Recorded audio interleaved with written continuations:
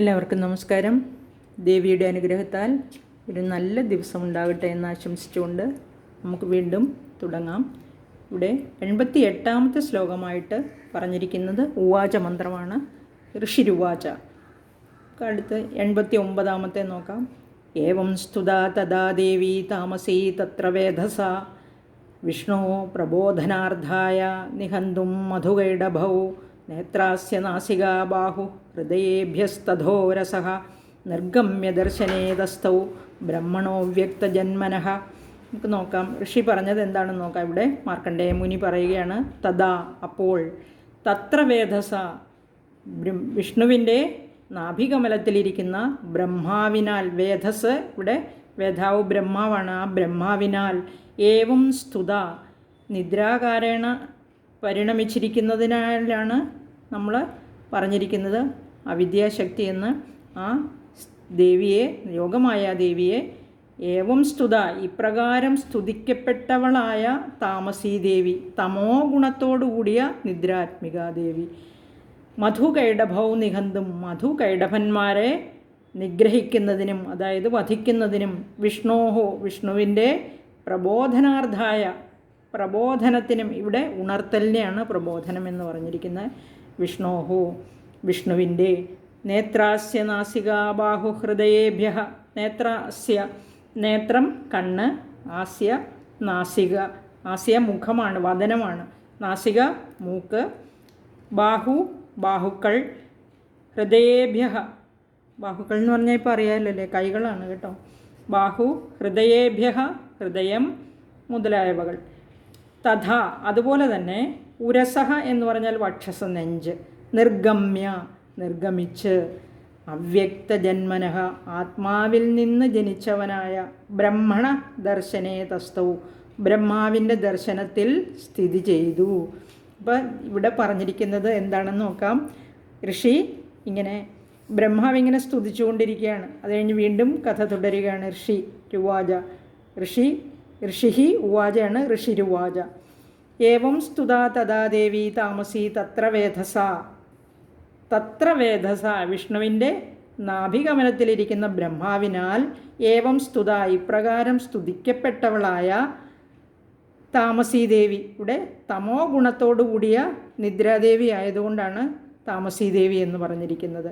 തഥാ അപ്പോൾ, വിഷ്ണോഹോ വിഷ്ണുവിൻ്റെ, പ്രബോധനാർത്ഥായ പ്രബോധനം എന്ന് പറഞ്ഞാൽ ഇവിടെ നിദ്രയിൽ നിന്നുള്ള ആ ഉണരലിനെയാണ്, ഉണർത്താൻ വേണ്ടി, പ്രബോധനാർത്ഥായ ഉണർത്തുന്നതിന് വേണ്ടി, പ്രബോധനാർത്ഥം.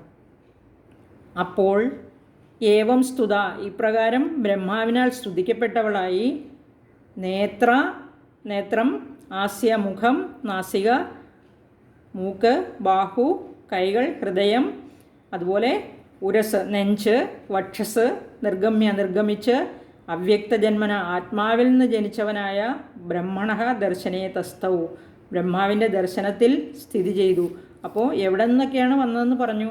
ഈ വിഷ്ണുവിനെ ഉണർത്തുന്നതിനുമായി അദ്ദേഹത്തിൻ്റെ തന്നെ എവിടെയൊക്കെയാണോ യോഗമായ ദേവി, നിദ്രാദേവി ഗ്രസിച്ചിരുന്നത്, അവിടെ നിന്നെല്ലാം പുറപ്പെട്ട് സ്ഥാനങ്ങളിൽ നിന്ന്, അതായത് കണ്ണ്, മൂക്ക്, ബാഹുക്കൾ, ഹൃദയം, വക്ഷസ്, ഈ സ്ഥാനങ്ങളിൽ നിന്നെല്ലാം നിർഗമിച്ച് വെളിയിൽ പുറപ്പെട്ട് സ്വയംഭൂവായ ബ്രഹ്മാവിൻ്റെ മുൻപിൽ ദർശന വിഷയത്തിൽ സ്ഥിതി ചെയ്തു എന്ന് പറഞ്ഞാൽ, ദർശനത്തിൽ സ്ഥിതി ചെയ്യുന്നു എന്ന് പറഞ്ഞാൽ നമുക്കറിയാം ബ്രഹ്മാവിൻ്റെ മുമ്പിൽ പ്രത്യക്ഷപ്പെട്ടു എന്നേ അർത്ഥമുള്ളൂ. അതായത് ചരിത്രത്രയ ദേവതകളാണ് മഹാലക്ഷ്മിയും മഹാകാളിയും മഹാസരസ്വതിയും. ക്രമേണ ബഹിർഭാഗത്തിൽ, അതായത് പുറം ഭാഗത്ത് തമോരജസ് സത്വസ് രൂപിണികളും, അതുപോലെ അന്തർഭാഗത്ത് സത്വരജസ് തമോ രൂപികളും ആകുന്നു. അതായത് തമോ രജസ് സത്വരൂപികൾ, അത് തിരിച്ച് സത്വരജസ് തമോ രൂപികളും ആകുന്നു. അതുകൊണ്ട് യോഗനിദ്ര തമോ ഗുണത്തോടു കൂടിയവളാണെങ്കിലും അന്തർഭാഗത്തിൽ സത്വഗുണപ്രധാനയാണ്. അതുകൊണ്ടാണ് ബഹിർഭാഗത്തിൽ വ്യാപിച്ചിരിക്കുന്ന തമോ രൂപത്തെ സ്വരൂപാന്തരമായി ബ്രഹ്മാവിൻ്റെ മുമ്പിൽ അവതരിപ്പിച്ചു എന്നുള്ളത്.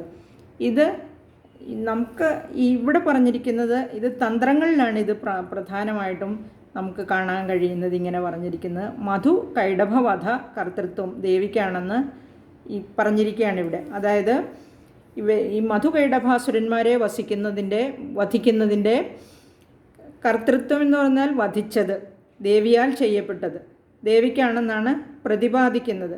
പക്ഷേ പുരുഷന്മാരോടുകൂടി ബാഹ്യുദ്ധം ചെയ്യുന്നതിന് വേണ്ടി പുരുഷ രൂപമായി അവരെ നിഗ്രഹിച്ചു എന്നാണ് സ്ഥിതി, അതായത് യഥാർത്ഥ സ്ഥിതി. ഇവിടെ പറഞ്ഞിരിക്കുന്ന ദേവിയെ ഉണർത്തി ദേവിയാൽ വധിക്കപ്പെട്ടു എന്നാണ് മധുകൈടഭ വധത്തിൽ നമ്മൾ ദേവി മഹാത്മ്യത്തിലും പഠിക്കുന്നത്. ഇവിടെ ദേവി തന്നെ വിഷ്ണു രൂപത്തിൽ വന്ന് വധിച്ചു എന്നും പറയപ്പെടുന്നുണ്ട് ചില ഗ്രന്ഥങ്ങളിൽ. എന്തായാലും ഇവിടെ ബ്രഹ്മാവിൻ്റെ സ്തുതിയാൽ യോഗമായ ദേവി ഉണർന്ന് പ്രത്യക്ഷപ്പെട്ട് ബ്രഹ്മാവിൻ്റെ മുമ്പിൽ പ്രത്യക്ഷപ്പെട്ടു എന്നാണ് സാരം. അത്രയേ ഉള്ളൂ. ഇനി നമുക്ക് അടുത്ത വീഡിയോയിൽ നോക്കാം. എല്ലാവർക്കും ഒരു നല്ല ദിവസം ആശംസിച്ചുകൊണ്ട് നിർത്തട്ടെ. വീണ്ടും കാണാം. നിങ്ങളുടെ കമൻസ് പ്രതീക്ഷിക്കുന്നു. അതുപോലെ ഇഷ്ടപ്പെട്ടു എന്ന് വിചാരിക്കുന്നു. അഭിപ്രായങ്ങൾ പ്രതീക്ഷിക്കുന്നുണ്ട്. കമൻസ് ഇടാൻ മറക്കരുത് കേട്ടോ.